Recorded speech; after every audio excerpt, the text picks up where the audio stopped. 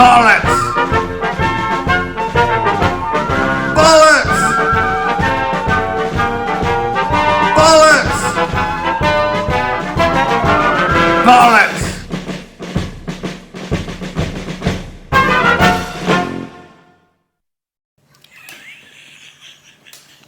Hello all our chums out there. Welcome to the alternative universe of Toyah and Robert, your deeply unqualified agony answers. Agony bollocks, agony aunts with a pile of useless answers to a few of your burning questions. The questions are fantastic, and I love this first name, Beeswax Minder. Isn't that beautiful? Beeswax Minder. Any chance of some advice on a long distance romance, making it work for Lord Denyon and Kath? Well, I would say from one practiced in the art of courting my wife. From the long distance. Long distance is the other side of the world. This is what I would suggest. When you get up in the morning and your feet hit the floor, send your love immediately to this person. Fill your heart with the love that is already waiting for you to connect with, and bring to mind the image of your loved one and extend your love to him. Okay, I would say at the end of the day too, before your head hits the pillow, you do the same. Good night with love. And speaking from a female perspective, constant reassurance and daily contact. Now, my husband is a romantic, and I thank God for that, because romanticism is really vital when you can't get to see your loved one in the physical. But I would say, from a woman's point of view, married to a man who I've only seen in 35 years, about 10 years of that, is that constant daily contact. You need to talk through each problems you're having that day, i.e. I remember phoning you once when I got in a bus stop with a white van driver and I was about to be arrested in London, and you were on a tour bus with Bill and Peter Buck. And I was going, Robert, I'm just about to be arrested. You know, little conversations like that really help build a relationship. But I would say the most constant thing is verbal communication. You can't just trust that the love is going to hang there invisibly in the air. It does to a certain degree, but women need a little bit more than that. Would you agree, Robert? I love you, sweetie. I love you, thank you. Paul Leonard Ewing. Oh, I love this question. I am 74, says Paul. I have a power trio that I write all the tunes for. I employ 3 different drummers that I use as need or when are available. All young, all technically brilliant. My question is how to get them focused on the discipline to get their parts down and to acutely listen to what is being played and react on congress. Well, you must be their exemplar.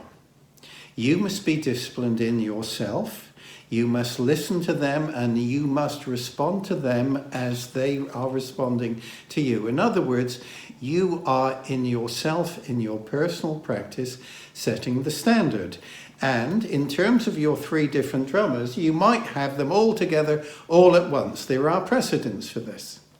As a touring musician myself who allows my band to dep in other musicians when they have a better paying job or they've got a family commitment, we bring in stunning musicians from other bands. And those musicians always come in and they set the precedent. They are so phenomenal. We borrow Hugh Cornwall's bass player, Patrick. He's breathtaking and he's so much fun with the audience. And we have actually been on stage with him. He's been so bloody good that we've all turned to him as a band and said, right now, Patrick, we're going to play something you don't know. And he has played it with my MD shouting the chords at him. And Patrick has picked the baton up and just blown the audience away. We did this once at a festival. I think it might have been Bury or somewhere up north. And Patrick was the hit of the evening because the audience then started shouting songs he hadn't learned, and he just ran with the baton. All this gets back to your other members who decked out, and it just makes them up the game. And sometimes you have to allow that a musician, if they've got family, or if they're depping in a theatre, the West End, or on Broadway, that they have to do their work off an iPad. That is forgiven. But what isn't forgiven is that when you turn up in front of an audience who've paid for their ticket for an evening out to escape from their problems and to be lifted by music, that is when it's unforgivable. I'll shut up now. Little Mascara, how do you stay fit, so fit in lockdown? Well, if little Ms. I presume Mascara. Ms. Mascara, what I would suggest is we look at 3 areas of fitness: physical, psychological and emotional. So, in terms of the physical, I go to the gym 3 times a week and I do my weightlifting, yoga and martial arts. So that takes care of my body, which of course I practice individually daily too. Psychologically, well, I read and write. And emotionally, well, playing music, where there's music, there's hope. And may I say, being at home with my little lovey is a joy for me. But at the beginning of this third recent lockdown, for 2 days, it was a bit hard for me, I must say. I don't know if I was picking up on the world or feeling personally blue, but what I did was put on my happy socks. So I'm holding up a pair of spaceman socks, which I think I bought you. And Yes. These really do have a really lovely lift at meal times when Robert says, look at the socks I'm wearing. These are my favourite. Yaoi Kashima, the Japanese artist, I just absolutely adore her work. And of course, a bit of rock and roll helps too. But these are a point of interaction between us both. I can buy him these. They put such a smile on his face. Getting back to physical fitness, in lockdown, we were in a state of fear in the first lockdown. I think I spent the first 3 weeks praying and just following Robert with disinfectants to just make sure nothing touched him. But I would say that you cannot have in the house any complex carbohydrates. And if you do rely on comfort eating to lift your spirits, you've got beautiful fruit that's just as sweet. You've got sweet potatoes with a small amount of butter that is a beautiful carbohydrate that can lift you. We had a conversation once with a neighbour who's a world famous author, and she said her doctor said to her, the biggest cure for depression is butter. Not butter in a huge block, but just butter in your diet. And we have kind of kept that in our practice ever since. I think it works to some degree. And remember, our brains are fat, so they do need fat in return. And the last thing I would add, Miss Mascara, is keep moving. You have to keep moving. And in lockdown, we've all become computer buffs, but movement is essential. Crispy Robot 77, another great name. If you were tasked with creating a movie based upon the music lyrics of music album, must be a music album, or a single song, what album or song would each of you choose and why? Can I go first? Please. Okay, the single would be Tamsin Archer, Sleeping Satellites, because any song that opens with the lyric, I blame you for the moonlit sky and the dream that died, deserves to be made into a movie. And I worked with Tamsin, I interviewed her, she's a gorgeous woman, and this song has never left my heart. As for an album, I would go for Mozart's Requiem, and the reason being, it would either be that or Never Mind the Bollocks, but I want to go with Mozart's Requiem because in the mid-1700s there was a movement called the Macaroni Men, who wore huge wigs, lots of makeup. They were basically dandies, but they were incredibly aggressive. And I think, like Peaky Blinders, they didn't murder people, but like Peaky Blinders, they didn't give an SHIT. And I think putting that with the rebellion of Mozart's life and the imagery of these men, that is what I would like to write and direct and be an actress in. So thank you. Robert, what would yours be? Who Knows Where the Time Goes? Wonderful Sandy Denny song. Yes. Several versions with Sandy doing it solo and with the Fairports. My personal choice would be Judy Collins, Who Knows Where the Time Goes. The album itself, made in '68, helped me through very difficult times at the end of '69. A stunning song, stunning rendition. Stephen Stills, breathtaking playing on that album. He also did this with Judy on the 2017 album, Stills and Collins. But how many ways to engage with that subject? Beautiful song, romance, but for the metaphysical part of us that is interested in varieties of time and how to engage, Who Knows Where the Time Goes? So there. Stunning. Gorgeous. So, do you have an album that you'd like to make? Well, it was an album and the title song on the album. Okay, so 2 in 1 then. Yes. Gainesville, Let's have a look. Gainesville, Toyah Robert, have either of you ever been involved in a physical altercation? Where do I start? Where do you end, dear? I didn't realise how vicious my wife was. Most of the time it's to protect you. Go then, lovey. Go on. Tell a story of this. Well, okay, I avoid it at all costs, and let me just put all of you, viewers and listeners, in the picture. A couple of years ago, 3 years ago, I was playing a venue in Bury, like a big town hall, and I was on my own, and a fan had persuaded the venue to let them into my dressing room, and this fan is not a safe person, and it took an hour to get him out of the building, and the band also threatening him as well. And then when I left the building after the show, and this is an example of what my life can be like, a man leaving a pub saw me leave the venue and saw me signing autographs. He walked up to me, he put my head in a neck lock in his arm and took a selfie. So if you bear in mind, this is how I'm treated. I'm barely 5 foot tall. And there was an incident with a promoter at a venue you played in Aylesbury where I walked in after being hugely influential in King Crimson playing this venue, and the promoter said to me, "You're not an artist, you wear costumes," and then didn't even bother to tell me about the artist bar, which led to me being physically handled most of the night by some inappropriate behaviour in the audience. I think the fact that there wasn't physical altercation in any of those incidences shows that I show amazing control. There has been physical altercation when Robert's been threatened, and I am like a mother with a child. I will fight to the death, but those are rare. So how about you, Robert? And are you still going to not tell the story about you in the New York police?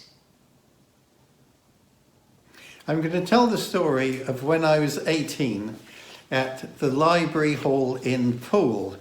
I just left the League of Gentlemen with chums Reg Matthews, Tino Licinio, Stan Lawford and Gordon Haskell, and I was meeting up with them as pals on going to see a band playing at the Library Hall. And I was there towards the back of the hall, and Gordon Haskell and Stan Lawford came up to me and said, "Bob, Tino's in a fight." So I went to see what was going on here, and there was pal Tino Licinio on the ground having his head kicked. So I went straight up without a thought and picked up this character and pulled him off. And then I thought, well, what am I going to do with him now? He was already ahead of me, so he headbutted me firstly, then he put his hand in my mouth and lifted my mouth off my gums and tore my lip. Oh, bug. which took 5 stitches in my lip and 5 to reattach the front of my mouth to my gums. And how old were you then? I was 18. So I'd only have been 6. I couldn't have helped you then. You would have been vicious, I know, dear. The man in question, the family was well known, and he received 2 years in prison. Oh my goodness. But this is a longer story. We won't bore you with this. I love this next question, and I want to see how Robert reacts to it. Travis Wyatt, Robert and Toyah, Monty Python, or the young ones? Both. And I remember the first time I saw both of them. The first time I saw Monty Python was at Keith Emerson's flat in Earl's Court, where his lodger was Ian Wallace, superb drummer in King Crimson, many other things, including Bob Dylan, superb drummer.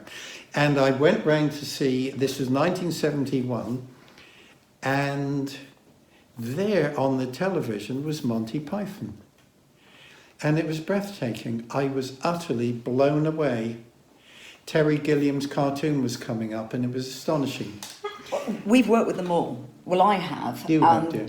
John Cleese and Michael Palin, you were with me with John Cleese, was a charity event. Yes. And I've made an album of the musical Cabaret with Nigel Planer, and I've done comic relief with Rick Mail. Fabulous people. But what I love about this question is I think it links to the fact, do we support a team of comedian writers who were educated at Oxbridge, Michael Palin at Oxford, against the background, the working class background of the young ones? Now, my argument here, and I think this is an absolutely brilliant question, is Eric Idle is quoted as saying that they entered the BBC in 1969 via the back door and the BBC couldn't get them out. Comedy as we know it today would not exist without the brilliant minds of Peter Sellers, Spike Milligan, Harry Seacombe, then Monty Python, as they are. And yes, they did come from privileged backgrounds, but boy, did they shake and kick the wasp nest. And it led to the brilliant comedy of the late 80s of the young ones. It's all related, but thank goodness there's diversity in comedy now, where we have almost as many women, and I'm a big fan of Amy Schumer, that we do as men, and it's so important. It's utterly brilliant, and it couldn't have happened with all of that original groundbreaking comedy. Beth Susan, Toyah's costume last week was lovely, a little bit steamy. In the interest of fairness, would Robert please give us some eye candy this week? No, not going to happen. A man thong just isn't the way for me to go. Ah, but you are wearing a rather bit of man jewellery. Yes, I am a little. I'm not sure this is entirely what is being referred to, but this is as much as me you're going to see, lady. Michael, you ask if you could pick one musician from any era in history to collaborate with, who would you choose? Me, Mozart, I want to be his modern day Constanza. Who would it be for you? Duke Ellington. Oh, yeah. Duke Ellington, I saw when I was 1965 at the Winter Garden. And Duke reportedly couldn't afford a guitarist. Oh. Well, I would say, Duke, hey dude, let me in your band and I'll play for nothing, please. I'll make your tea, anything. What a stunning man. Duke's devotional side and devotional music doesn't attract a lot of attention, but for me, Duke was one of maybe 2 key band leaders as a model for me, the other one being Miles. Fantastic. And have you got a magic chord today, please, Robert? Well, not a magic chord, lovey, but I think some magic notes. So I've been giving this a little thought.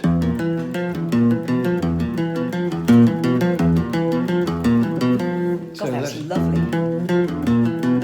So we have tritone, E, B flat, E, B, F, and then move to a C, tritone, C, F sharp, C, G, D. So we have, we can come the other way.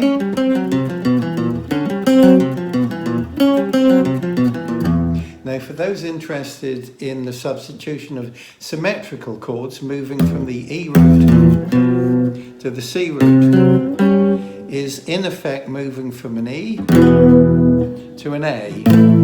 If we move from the E to the C sharp, it's essentially continuing on in an E or over an E chord. So the two together. Or makes me want to write a minxy song about my husband. What? Everybody, thank you so much for tuning in. It's a great honour to do this for you. We love interacting with you, and your questions really do lift us and make us incredibly happy. We hope we can do the same for you. please be well, stay safe. From Toyah and Robert. Lots of love! Or